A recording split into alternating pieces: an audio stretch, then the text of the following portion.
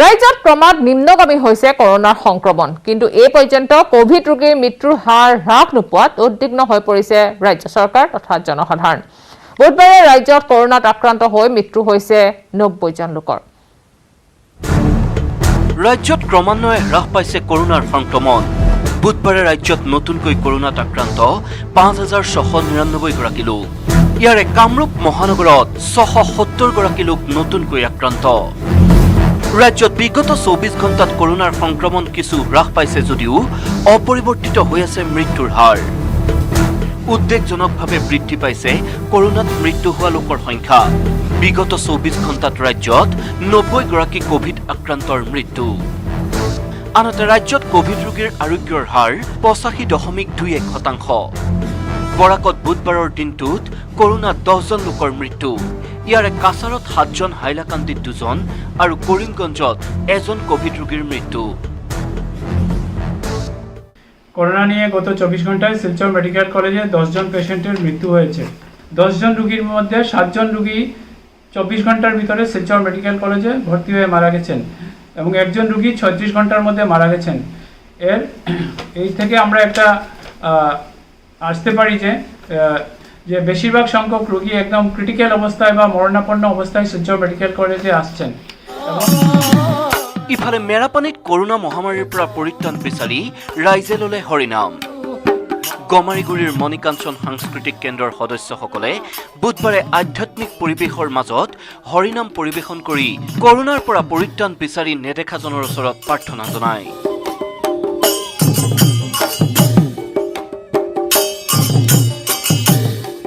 আমি আজি হৰিনাম শ্ৰৱণ কীৰ্তন কৰিছোঁ যাতে আমাৰ বেমাৰ ব্যাধি যিখিনি কৰোনা মহামাৰী আছে সেইখিনি যাতে যায় আমি সেইকাৰণে আমি এনেধৰণে আমি হৰিনাম গাই আছোঁ গতিকে এই হৰিনামতে আমাৰ যিভাগ কৰোনা মহামাৰী আছে তেখেতলোক যায় বুলি মই ভগৱানৰ ওচৰত অতি কামনা কৰিম হাওড়াঘাটৰ বকলীয়া ঘাটত কৰোনাৰ সংক্ৰমণ প্ৰতিৰোধৰ চেষ্টা নেতাজী ইউথ ৰিভলিউচনাৰী ক্লাবৰ উদ্যোগত ব্যাপক হাৰত চেনিটাইজেশ্যন হাওড়াঘাট অগ্নি নিৰ্বাপক বাহিনীৰ সহযোগত বকলীয়াঘাট নগৰত কৰে চেনিটাইজ আমাৰ বকলীয়া মাৰ্কেটটো আৰু বকলীয়া আমাৰ যিবোৰ গাঁও আছে আমি আজি চেনিটাইজ কৰিম আমাৰ দেশত আমি দেখিব পাই আছোঁ যি ধৰণৰ কৰোনা আক্ৰান্ত বাঢ়ি আছে এইটো ৰখাবৰ কাৰণে আমি অলপ সৰু মূৰে ট্ৰাই কৰি আছোঁ যাতে আমি মাৰ্কেটটো চেনিটাইজ কৰিলে আমাৰ বকলীয়াটো বীজাণুমুক্ত হ'ব আনহাতে শৰাইঘাট প্ৰিণ্টাৰ্ছৰ স্বত্বাধিকাৰী অশ্বিনী কুমাৰ শৰ্মাৰ কোভিড আক্ৰান্ত হৈ মৃত্যু হয় ক্ৰিটিকেল কেয়াৰ হাস্পতালত চিকিৎসাধীন হৈ আছিল শৰ্মা অসম আন্দোলনৰ সৈতে জড়িত আছিল অশ্বিনী কুমাৰ শৰ্মাৰ বিয়োগত শোক প্ৰকাশ কৰিছে সদৌ অসম ছাত্ৰ সন্থাই ইফালে কোভিড পৰীক্ষা কেন্দ্ৰতে মৃত্যু গুইমাৰীৰ শিক্ষামণি বৰাৰ চকীত বহি থকা অৱস্থাতে মৃত্যু মহিলাগৰাকীৰ ইফালে কৰোনা আক্ৰান্ত হৈ বিধায়ক প্ৰদীপ হাজৰিকা সম্প্ৰতি চিকিৎসাধীন আমগুৰি সমষ্টিৰ অগপৰ বিধায়কগৰাকী শিৱসাগৰ আদৰ্শ চিকিৎসালয়ত চিকিৎসাধীন হৈ আছে অৱশ্যে কোভিডৰ কোনো লক্ষণ নাই বিধায়ক হাজৰিকাৰ আনহাতে কোভিড আক্ৰান্ত প্ৰাক্তন মন্ত্ৰী অৰ্ধেন্দু কুমাৰ দে গুৱাহাটী মেডিকেল কলেজ হাস্পতালত চিকিৎসাধীন হৈ আছে প্ৰাক্তন মন্ত্ৰীগৰাকী ৰাজ্যৰ বিভিন্ন প্ৰান্তত এতিয়া এনেদৰেই কৰোনাই লৈছে সৰ্বগ্ৰাসী ৰূপ bureau report news 18 Assam north east নাৰী নিৰ্যাতনৰ এটা চাঞ্চল্যকৰ ভিডিঅ'ই তোলপাৰ লগাইছে এতিয়া ছ'চিয়েল মিডিয়াত এই জঘন্য ঘটনাৰ সৈতে জড়িত 5 দুৰ্বৃত্তৰ সন্ধানত তৎপৰ হৈছে কেন্দ্ৰীয় মন্ত্ৰী কিৰণ ৰিজিজু আৰু অসম আৰক্ষী ইতিমধ্যে টুইটাৰ যোগে অসম আৰক্ষীয়ে এই অমানৱিক ঘটনাৰ উৎসৰ সন্ধান দিওঁতালৈ পুৰস্কাৰো ঘোষণা কৰিছে জঘন্য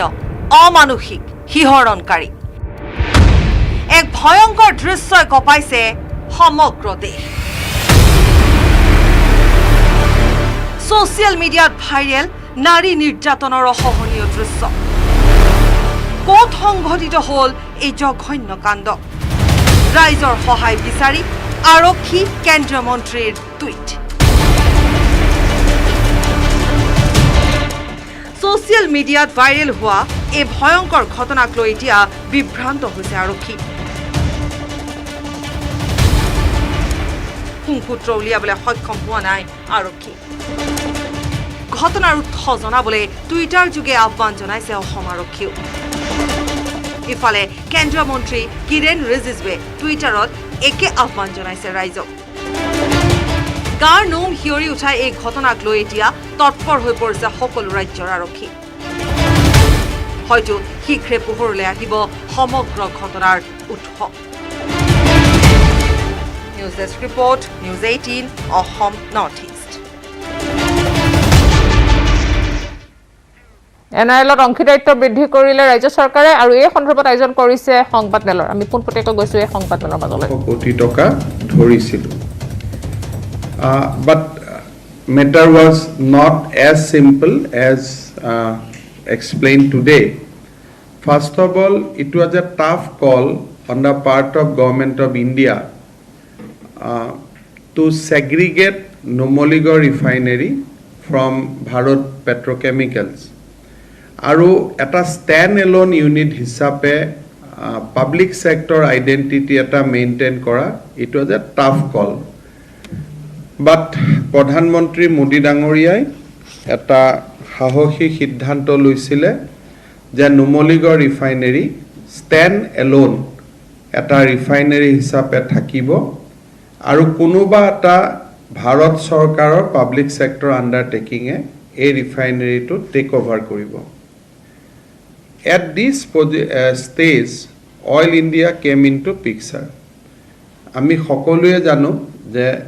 Oil India যদিও ভাৰত চৰকাৰৰ এটা PSU but for all practical purpose Oil India belongs to people of Assam irrespective of balance sheet কৰ পইচা ক'ত যায় কৰ টকা ক'ত যায় that doesn't matter Oil India অসমৰ মানুহে নিজৰ অনুষ্ঠান বুলি গণ্য কৰে আৰু আমাৰ অসমৰ মানুহৰ যি অভিযান্ত্ৰিক কলা কৌশলী আছে আমাৰ যিটো টেকনলজিক্যাল স্পিৰিট আছে সেই স্পিৰিটটো অইল ইণ্ডিয়াৰ জৰিয়তে আমি বিশ্বক দেখুৱাওঁ so it again it required certain persuasion Bharat চৰকাৰক সন্মান কৰিবৰ কাৰণে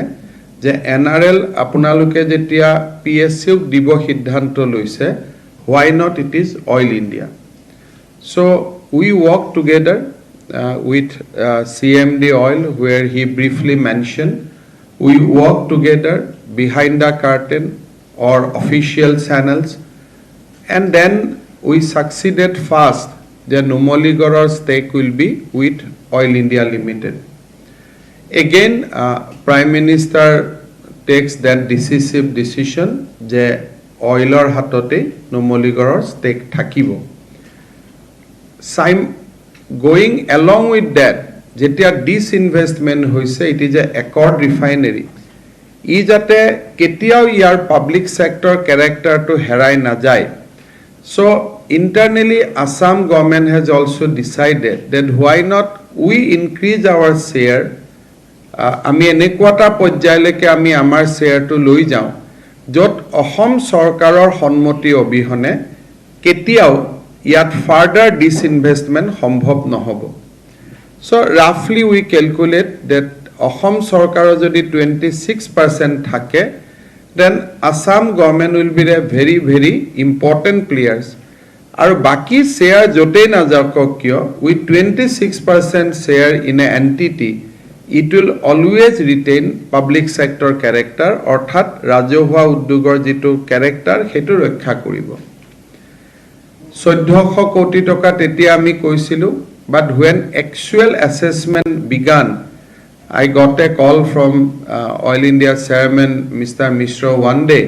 that it will be 2150 crores আমাৰ অসম চৰকাৰ লগত ইমান টকা পইচাও নাথাকে ইমান ডাঙৰ ইনভেষ্টমেন্ট কৰিব পৰা because as you know our own earning through our own earning we can sustain only for 4 months for other part we have to depend on various central government schemes source devolution or for we have to take loan from the market but realizing that এইটো এটা খুব ডাঙৰ সুযোগ আৰু অসমৰ মানুহে যদি এই সুযোগটো হেৰুৱায় নতুন প্ৰজন্মৰ ওচৰত 15-20 বছৰ 50 বছৰ পিছতো আমি উত্তৰ দিয়াৰ প্ৰয়োজন হ'ব যে এট দ্যাট মোমেন্ট অসম চৰকাৰে এইটো সুযোগ কিয় হেৰুৱালে ডিউৰিং একৰ্ড টাইম অলসো আমাৰ হাতত সুযোগ আছিল 26% লোৱা তেতিয়া আমি উই লষ্ট ওৱান অপৰচুনিটি আৰু এবাৰ যদি উই লষ্ট দিস অপৰচুনিটি ওয়ান্স মোৰ উত্তৰ পুৰুষৰ ওচৰত আমি জবাবদিহি হ'ব লাগিব সো আমি বিত্ত বিভাগত সিদ্ধান্ত লৈছিলো in consultation with industry department যে জি নহক আমি লম কিন্তু কেতিয়াবা পৰিবেশ এনেকুৱা আহে লম বুলি ভাবি থাকোতে আলটিমেটলি সিদ্ধান্তটো আহিলে during the election in the eve of election মোৰ মনত আছে জুনাইত প্ৰধানমন্ত্ৰী মোদী ডাঙৰীয়াৰ মিটিং আছিলে অন দা ষ্টেজ মিশ্ৰ আছিলে মই আছিলো প্ৰধান ডাঙৰীয়া আছিলে আমি গুটেইবোৰ আছিলো তাতে হল যে নহয় 31 মাৰ্চৰ আগত আমি টকাটো দিব লাগে আমাৰ পসিবল নহয় কাৰণ বাই দিস টাইম আমি এই বছৰ ডিসইনভেস্টমেন্ট নহব বুলি we start spending our money in different area so Dharmendra প্ৰধান ডাঙৰীয়াক মই ৰিকুৱেষ্ট কৰিছিলো যে কি কৰা যায় তো প্ৰধান ডাঙৰীয়া আমাক কৈছিলে যে you contribute a token amount for the current year next year ami gute amount to loi jam and in the meantime oil will give money to government of India on behalf of government of Assam so oil has already deposited 2150 crores on behalf of government of Assam to the disinvestment or central government of teoluke di dile so we paid 500 crore during that point of time. Today we are paying another 500 and by September we'll clear other 1100 crores also because otherwise we have to keep on paying interest. So with this Assam government from now will have 26% share in NRL. Now why NRL is so important? আমি NRLত কিয় invest কৰিব লাগে প্ৰথম কথা যে NRL এটা accord refinery সুক্তি refinery it has a emotional connect but decision on finance is not takes on the basis of emotions আমি যদিও অসমৰ মানুহ আবেগিক হয় but as a finance minister probably now as a chief minister মই আবেগক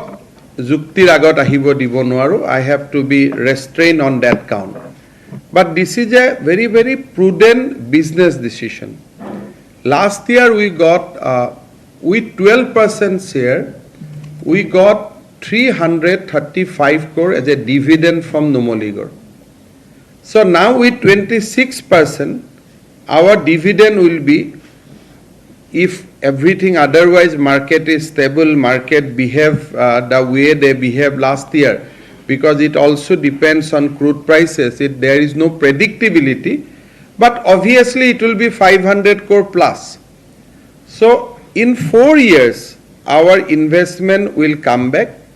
hoyto 6th year it will come back or along with the interest jitu ami ei paisa khini jodi belek kamot invest koriloten jitu interest palu eten even if we calculate 8% interest hopefully all this investment will come back to us by way of dividend in next 4 to 5 years and then we will own that asset 26% but this is not what potential of NRL as of now apunaluke jane je NRL is embarking a huge mission that now they have a production capacity refining capacity of 3 MMT 3 million metric tons NRL has already got approval from government of India to enhance its capacity to 9 MMT so I should compliment NRL and its MD Mr. Borua because we tried lot of formal and informal channel to get that investment cleared from different bureaucratic layers probably I still remember that Mr. Boru and me, we went to the even residence of the then Revenue Secretary to pursue that matter. So every decision has lot of stories, lot of things to tell that thake. But that kind of effort is there on the part of NRL management. And plus Modi Dangoria or Dharmendra Pradhan Dangoria duijone, they takes NRL always in a different footing. Because again, NRL has an emotional connect with people of Assam. So NRL will soon become, by 2024, NRL will become a refinery with 9 million metric ton capacity. So if you put a thumb